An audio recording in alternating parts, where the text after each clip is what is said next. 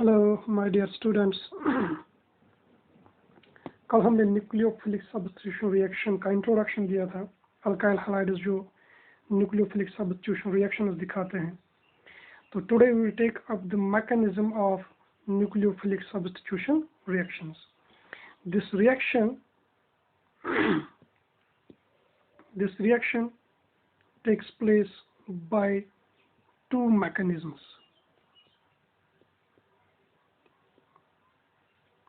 इस रिएक्शन के जो प्रोसीड होने के तरीके हैं, दो तरीकों से ये रिएक्शन होती है, जिनको हम टू मैकेनिज्म्स कहते हैं। Two different types of pathways are followed in this reaction. तो इसमें से हम सबसे पहला पाथवे लेते हैं। We write down substitution nucleophilic bimolecular. The first type of mechanism substitution nucleophilic bimolecular, BIMOL ही मैं लिखूंगा यहाँ पे।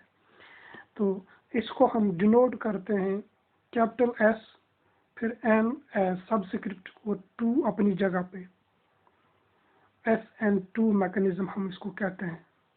Substitution S for substitution, N for nucleophilic and 2 means bimolecular reaction.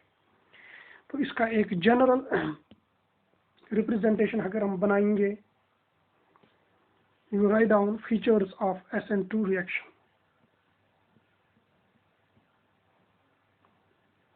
Features of SN2। सबसे पहला फीचर आप लिखेंगे, इसमें जो हम देख रहे हैं 2 जो है SN2, this 2 indicates the reaction is bimolecular। अब ये मॉलिक्यूलरिटी हम जो है केमिकल काइनेटिक्स में पढ़ते हैं। केमिकल काइनेटिक्स में हम इसको एक्सप्लेन करते हैं। यहाँ पे आप सिंपली याद रख लीजिएगा मॉलिक्यूलरिटी क्या है। हम कहेंगे this is the number of reactants that come together, that collide और that interact with each other to form a product in the rate determining step में। हम हमारे पास जितने भी ये रिएक्टेंट्स एक दूसरे के साथ कोलाइड होते हैं फिर प्रोडक्ट बनाते हैं, हम उसको मॉलिक्यूलरिटी कहते हैं। अगर 2 मॉलिक्यूल्स कोलाइड होंगे तो हम कहते हैं मॉलिक्यूलरिटी जो रिएक्शन की है, the molecularity of the reaction is 2। अगर 3 करेंगे तो हम कहेंगे 3। इसी तरह से अगर 1 करेगा तो हम कहेंगे इट इज यूनिमॉलिक्यूलर रिएक्शन। तो सबसे पहली चीज आप लोगों ने क्या याद रखी, द रिएक्शन इज बाइमॉलिक्यूलर। इसमें जो है रेट जो जिस स्टेप में प्रोडक्ट बनते हैं, both the reactant, that means the nucleophile and the alkyl halide or X, both are involved। ये याद रखिएगा, both the nucleophile as well as alkyl halide are involved in that rate determining step, yeah, that step which leads to the formation of product। दूसरा इसका feature लिख लीजिए। इस mechanism में क्या होता है, जो फॉर एग्जांपल हमारे पास अल्काइल हैलाइड होता है, इसमें जो CX बॉन्ड होता है, ये CX बॉन्ड टूटने लगता है एट द सेम टाइम जब बाहर से न्यूक्लियोफाइल आता है और इस कार्बन पे अटैक करता है, उसी टाइम ये बॉन्ड भी बनने लगता है। दैट मीन्स हमें पता है, कल की स्लाइड में हमने देखा X इज लीविंग ग्रुप, ये बाहर जाता है और इस X की जगह क्या आता है, न्यूक्लियोफाइल। तो आज हम ये बता रहे हैं कि the leaving of this X and the formation of this bond, कौन सा बॉन्ड, NUC न्यूक्लियोफाइल कार्बन, ये साइमल्टेनियसली होता है। यानी जो जिस टाइम पे CX बॉन्ड तो टूट जाता है, उसी वक्त ये बॉन्ड जो है बन जाता है। This is the second feature, the breaking of, you write down the breaking of CX bond and the formation of NUC bond takes place simultaneously,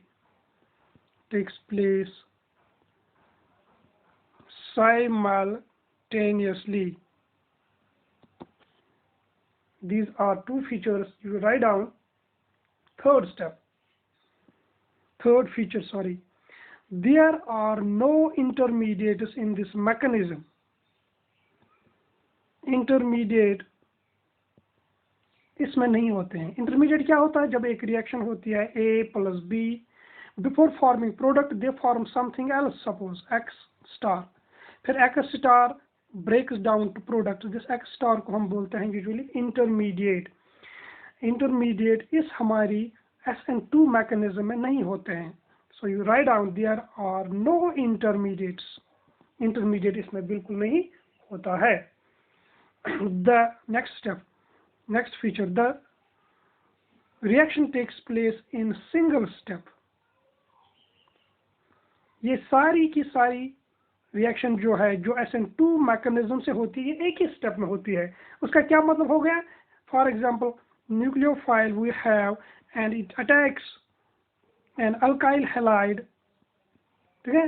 तो जिस स्टेप में ये बॉन्ड CX बॉन्ड जो अभी मैंने बोला ब्रेक हो जाएगा, उसी स्टेप में ये बॉन्ड फॉर्म हो जाएगा।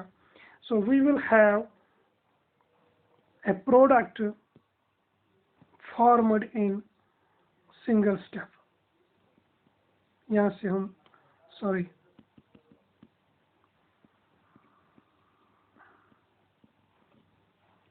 Nucleophile, so the process, the mechanism, इस मैकेनिज्म में जो रिएक्शन होती है it is completed in one step. It's a single step process. Next feature लिख लीजिए।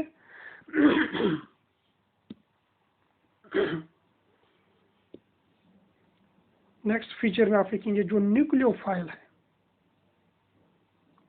this nucleophile, this attacks from the side, this attacks from the side that is opposite, that is opposite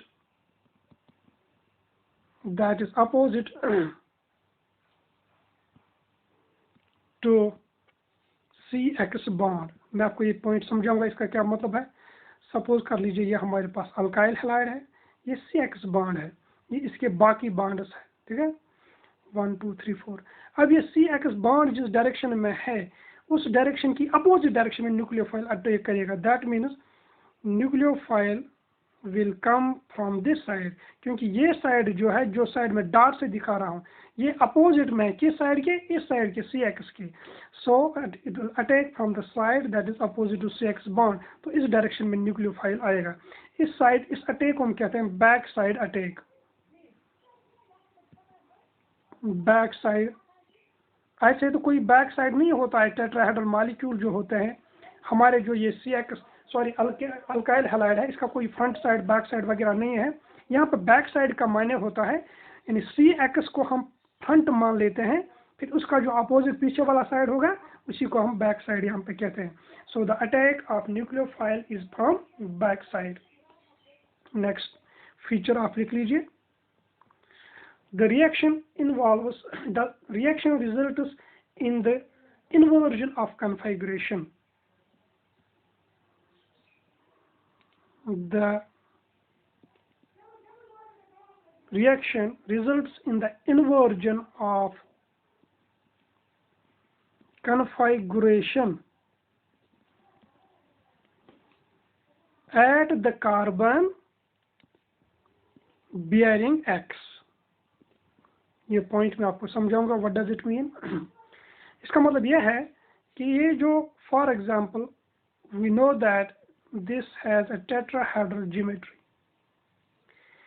हमने लिखा inversion हो जाता है ना। What does inversion actually mean here?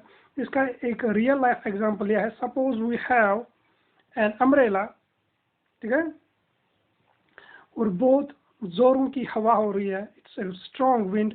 तो कभी कभी हमारा क्या होता है कि अम्ब्रेला जो है इट गोज अपसाइड डाउन, यानी इसका जो है सिचुएशन इस तरह से बन जाता है।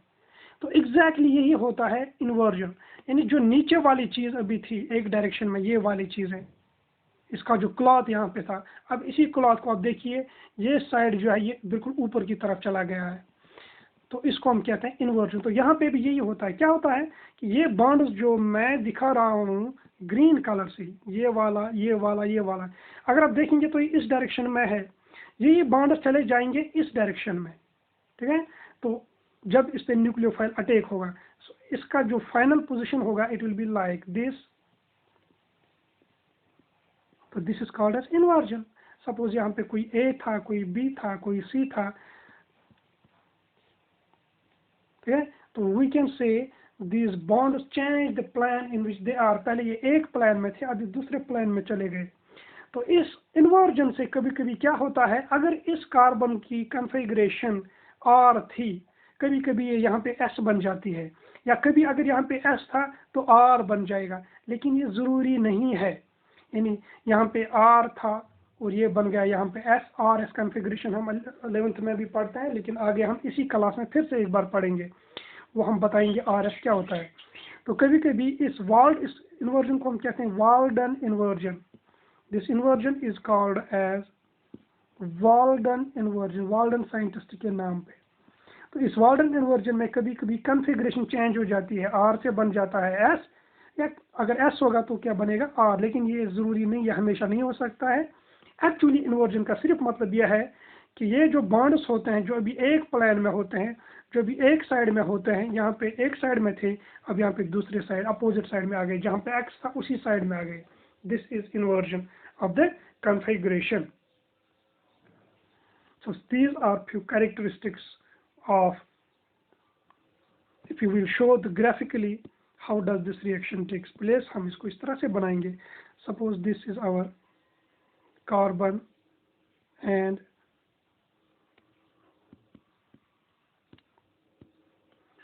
suppose we have a nucleophile, it reacts with an alkyl halide, जिस alkyl halide के पास यहाँ X है और इसकी कॉन्फ़िगरेशन क्या है, it is tetrahedral, it is tetrahedral configuration। एक बॉन्ड मीन्स इस बोर्ड के पीछे होगा और एक बॉन्ड इस बोर्ड के आगे हमारी तरफ होगा, देखने वाले की तरफ होगा। और ये दो बॉन्ड, ये रेड वाले बॉन्ड जो है, these are in the plan of this board. अब यहाँ पे कोई रिएक्टेंट, कोई और कार्बन हो सकता है, कुछ हो सकता है जो मैं नहीं दिखाता हूँ, that you have to understand yourself, कि यहाँ पे फॉर एग्जांपल क्लोरीन हो सकता है या अल्कोहल हो सकता है, कुछ हो सकता है जो हम नहीं दिखाते हैं, ज़रूरी भी यहाँ पे नहीं दिखाना है। तो दिस इज अ रिएक्शन। तो क्या हो जाता है इसमें आगे जाके, this bond breaking CX bond and bond formation of NUC, it takes place simultaneously। उसको हम अगर दिखाएंगे, it is like this, nucleophile, ये कार्बन है, हैश से बॉन्ड का मतलब यह है कि बॉन्ड कंप्लीटली ना ब्रेक हुआ है और ना ही ये कंप्लीटली फॉर्म हुआ है, बना है, ठीक है।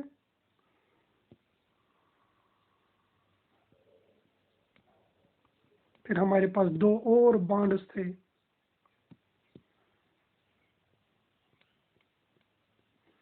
अगर आप यहाँ पे देखेंगे तो आप you can see there is a pentavalent situation.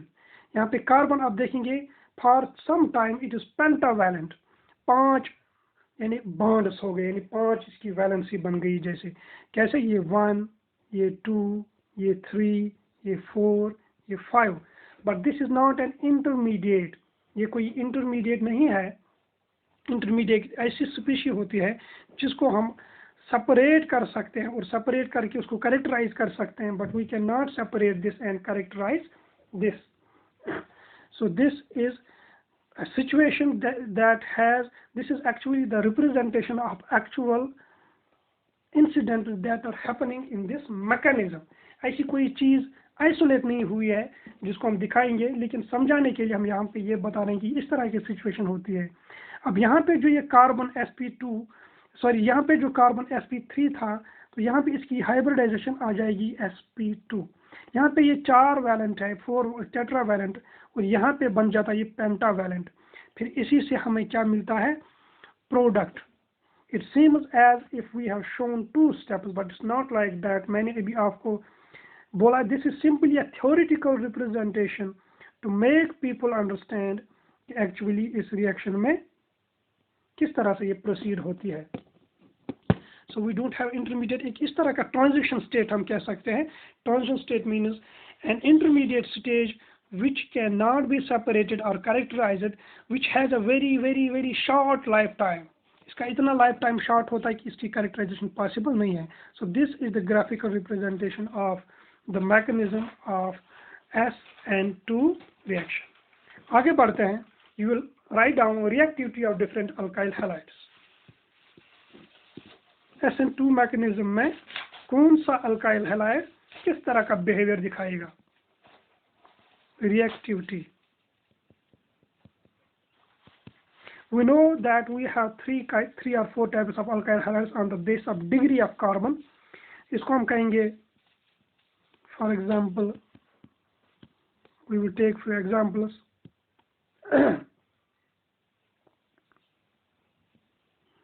CH3X ये मिथाइल हैलाइड है, ठीक है। इसी तरह से ये CH3CH2X इथाइल हैलाइड है, जिसको हम कहेंगे प्राइमरी अल्काइल हैलाइड है, क्योंकि X is attached to the carbon that is primary. ये वाला कार्बन जिसको मैंने स्टार से दिखाया है, ये एक प्राइमरी कार्बन है, तो इसी के साथ अटैच्ड है X। इसी तरह से हमारे पास सिचुएशन इस तरह भी हो सकती है, कभी कभी अल्काइल हैलाइड जो है that will be attached to the carbon that is secondary.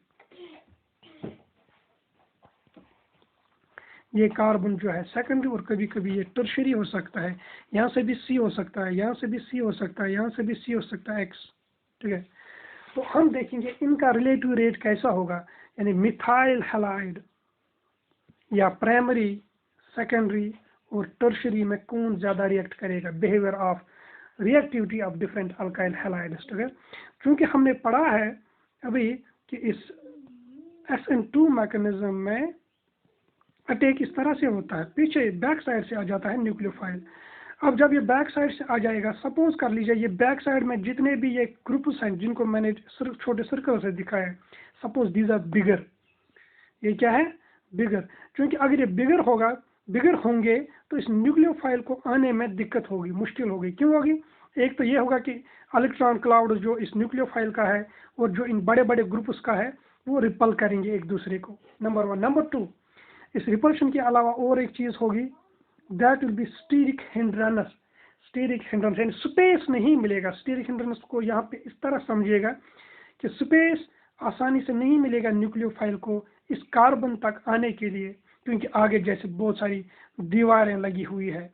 जैसे कि इंसान फ्रीली प्ले ग्राउंड में जा रहा है तो एक सूरत है, अगर ये इंसान चलेगा झाड़ियों के बीच में से तो उस तरह आसानी से नहीं चल पाएगा। तो यही सिचुएशन समझ लीजिए, यहाँ पे बहुत सारी झाड़ियाँ हैं, बड़ी बड़ी झाड़ियाँ, तो इनमें से इसको गुजरना है तो मुश्किल होगा।